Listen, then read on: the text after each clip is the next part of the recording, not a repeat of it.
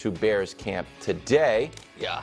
We're never really worried about this. No. It was There's nothing to became worry a talking point. about. That Bears guys weren't signed. Do you have Right? a question? Right? No. Question mark? I mean, no.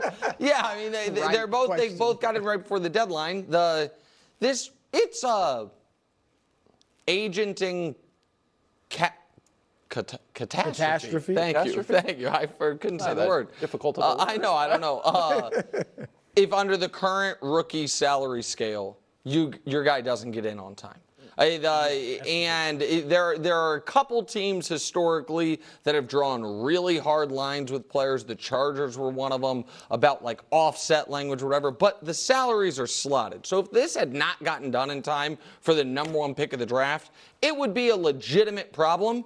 But I was never worried that it wouldn't get done, and that he and Odunze both got done. And now the Bears, this is the first step to potentially going to the Super Bowl. It's first predicted right here on That is too hot. It's not too hot. Caleb wasn't even a top 10 quarterback. He was ineligible. Just like is he ineligible? He was ineligible. If somebody really wanted to put him in there, they could have. I don't know if they would have allowed him. I don't know if they would have allowed him. No one's put him top 10. No, but hold on. In the thing future, is, maybe, but now excellent quarterbacks, their rookie year, are usually top 10 quarterbacks. Justin Herbert. You think he will end the year as a top 10? Herbert was a big surprise. But I'm saying each year it happened. CJ it happened. But who else? I'm trying to think. Trevor, and I'm not even. Trevor wasn't top 10. No. Trevor wasn't top 10. Mahomes, I think, would have been. They didn't let him play. Quarterback. CJ Stroud is the answer. It who happened was a year ago. CJ to make the playoffs? No, to make the playoffs their rookie year. To make the playoffs their rookie year. Oh, Mac Jones. Wow. This guy. Really? Is that true? And you were arguing he was a top 10 quarterback. He was arguing it. You guys don't think a rookie making the Pro Bowl? You don't think Caleb Williams is going to be a top 10 quarterback this year? Live from New York. It's a show that's back from vacation and in mid-season form. So far, so good. I've been crushing it. It's the second hour, first things first. You have too. You do. Today, A-Rod coming up in about 10 minutes to talk about tonight's All-Star game on Fox at 7 o'clock.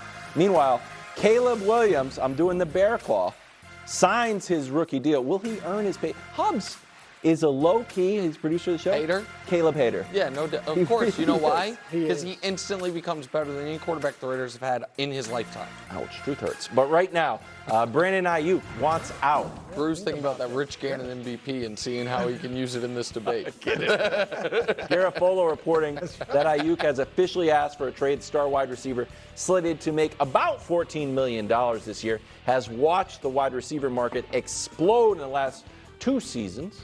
He's $21 million, making $21 million less than Justin Jefferson. Brandon Ayuk's stats last 2 years actually, pretty good. Second in yards per reception, courtesy of Brock Purdy, of course, Brew. Are the 49ers in trouble if Ayuk's trade demand is met? Well, because look, the Niners hold all the cards. I guess Ayuk, if he really wants to hold out, then he's got some power there. Yeah. Okay? But you don't see a lot of, like T. Higgins, isn't he in the same situation? Well, except Higgins got franchise tagged, so that's a little bit different. But they still have a year. They have Ayuk under contract for a year. Yep. And then they got the possibility of the 2 franchise tags. So they really don't have to do anything. I mean, he's making a request to be traded, but does it behoove? Now, he's proven he's a great receiver, but there are a lot of receivers out there. And does it behoove him to sit out a year or at least the start of the season? What if they play well without him? So I just think that I think that this is going to be I don't think it's going to be a big deal. I think he's going to be with the Niners, and I think they're going to call his bluff. Okay. And he'll play there. But, yeah, look, Ayuk is great. So he'd be a big miss if they lose. So here's the thing. They have the highest paid running back in the league. They have the highest paid tackle in the league. They have the second or third highest paid tight end in the league. That market might have moved slightly. And Debo makes good money for a wide receiver. Yeah. That market has moved a lot. Who also requested a trade. Debo requested a trade a year ago and then got his money and got it worked out. The pragmatic thing to do, especially when you are about to have to go from having your starting quarterback be roughly the 75th highest paid quarterback in football to, I assume, one of the highest, would be to recoup significant draft capital for your second best, maybe your best wide receiver. Kind of depends on the year. Yep. 2 years ago it was Debo. Last year it was Ayuk. He's healthier. Right. But they're not going to do it because they know that as long as Brock is the quarterback, that he needs to have all the Avengers in place for them to have their best chance at success. And right now they are in a legitimate Super Bowl window, and that goes out the window, without this guy. Because forget being able to make it happen without any stars on the outside. He's going to need all of the stars on the outside and the best running back and the best tackle and the second or third best tight end. That is what's going to make this thing go. It's what has made this thing go. So I agree with Brew. The Niners are not going to trade Brandon Ayuk because they can't afford to trade Brandon Ayuk. While the Bills are saying, you know what? We have one legitimate receiver. We can trade him. The Chiefs can trade Tyreek Hill. We see receivers get traded. The Niners are saying, I think, are going to say, no, we can't afford to do it. Even though to clean up their books and to get draft capital, they should do it. They can't because they don't have that force multiplier at the quarterback position. And they also need to win it now. Like if they don't win it this year, they'll be close again to whether that second round. Young quarterback. No, but still, because you've been close so many times, regardless of your personnel, at a certain point you have to get over the hump. And this goes back obviously before Brock Purdy, but they've been knocking on the door for years. And Shanahan has been knocking on the door, whether it was even in Atlanta as the OC. So they have to get over the hump. So I think that's another reason they're not going to make this move. And they don't have to. But if I'm Brandon Ayuk. So you going to sit out? I would go in and be like, look, am I as good as Justin Jefferson? Probably not. Let's be honest.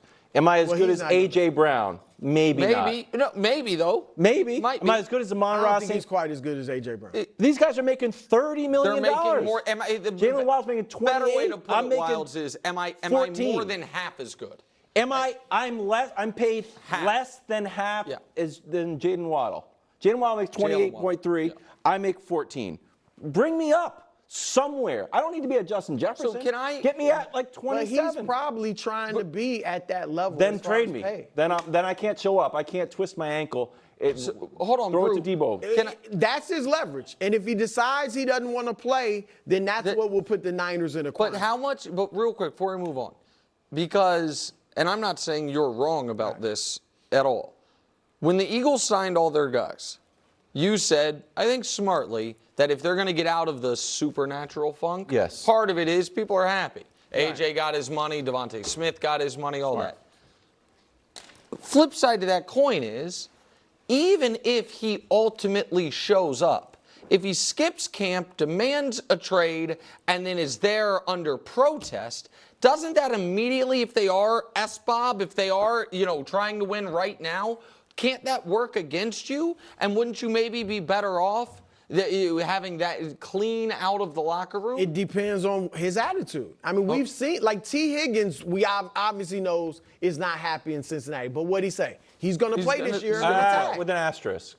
Yeah. But it doesn't behoove a player for you want another team to pay you. In a market where there are receivers coming into the league everybody gets very paid. Good. Yeah. But it behooves him to be healthy, 100% healthy. That's the thing that really behooves. Not going to lay it on the line when you guys are paying me $14 million when I should be getting 30. It's on Ayuk. I mean, if he wants to make it ugly, he can, and then that could become a problem. All right, so the question now becomes, where would Brandon Ayuk fit? Now, some people would say you need a quarterback on a rookie deal. You need, can't go to a team with a lot of highly paid offensive weapons, and you want, a culture of winning. So a lot of people are saying New England. Well, New England would make a ton of sense. Let's go. I was partially joking. New England would make a ton of sense because New England's second-round pick is basically a first-round pick. Because it'll be the first or second pick of the second round. So you don't have to trade a first-round pick. They have the money. So same conversation, Carolina. Carolina would, if you listen, I don't think Carolina should. I might have my questions about Bryce Young.